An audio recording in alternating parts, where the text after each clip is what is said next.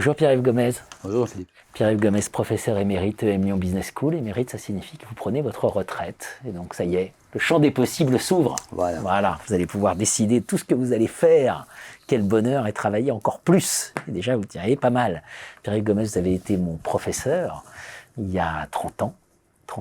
Et avec vous, vous m'avez fait découvrir Foucault, Girard, etc., qui m'ont, à partir de là, passionné évidemment. Aujourd'hui, on est après le 7 octobre.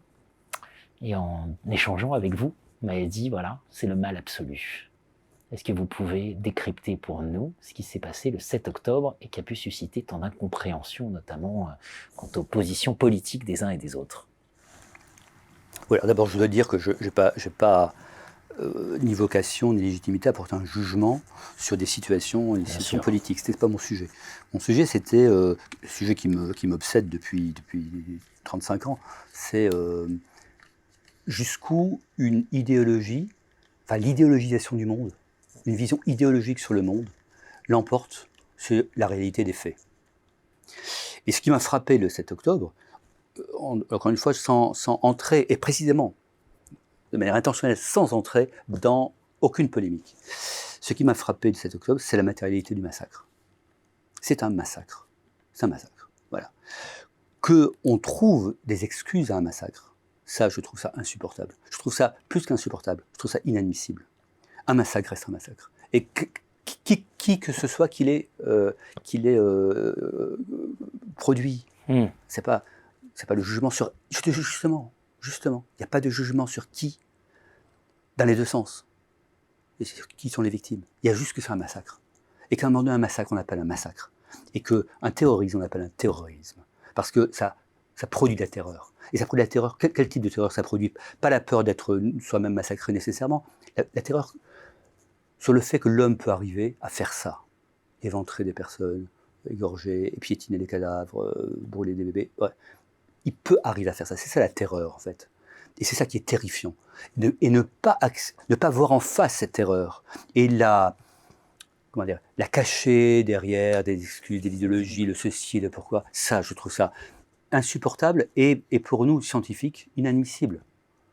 Un scientifique est quelqu'un qui doit rester prudent sur les faits, mais inflexible sur les faits. Autre chose ensuite, et voilà l'explication des conditions, et tout ce qu'on peut dire sur les conditions, mais ça n'a rien à voir. Voilà, moi, dans ce débat, vous savez, quand j'ai été, bien avant qu'on se rencontre sur les bancs de l'université, j'étais moi-même à l'université, et avant, j'étais même à l'école, et on avait ces débats à l'UIC, on avait ce débat Sartre-Camus, le fameux grand débat Sartre-Camus, Sartre, position idéologique, je caricature, mais il y avait de ça. En tout cas, il était présenté comme ça. Sartre, position idéologique. Quoi qu'il arrive, c'est quand même l'idéologie et le sens de l'histoire qui prime. Et il y a des effets collatéraux qui s'appellent les massacres, machin, on parlait de l'URSS à l'époque. Et Camus, lui c'était la guerre d'Algérie, et Camus, c'est la primauté des faits, et la primauté des choses telles qu'elles se vivent, et notamment un massacre, reste un massacre. Eh bien, déjà à l'époque, j'étais pour Camus contre Sartre, et j'étais minoritaire, pour Camus contre Sartre.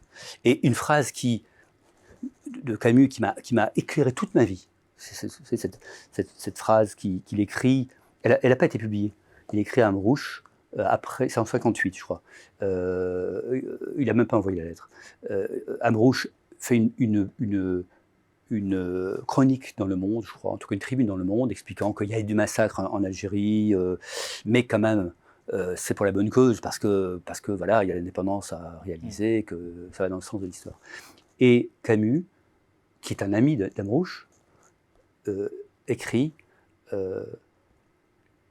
aucune cause, même si elle était restée juste et innocente, ne me désolidarisera de ma mère, qui est la plus grande cause que je connaisse. Il écrit ça.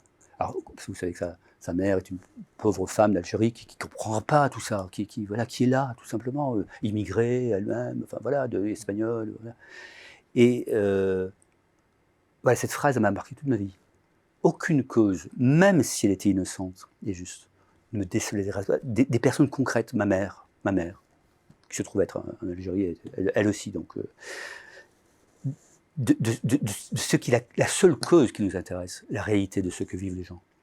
Et pour revenir au 7 Club, moi j'ai été, alors voilà, très bouleversé par tout ça, parce que j'ai revécu des choses que moi-même j'avais vécues enfant, mais bouleversé par le fait que 50 ans après, 60 ans après, 70 ans après, on en est encore là, à préférer l'idéologie aux faits, à préférer effacer, voilà, à s'arranger avec la réalité, plutôt que de regarder les faits. Les choses sont dites. Merci Pierre-Yves Gomez. Merci.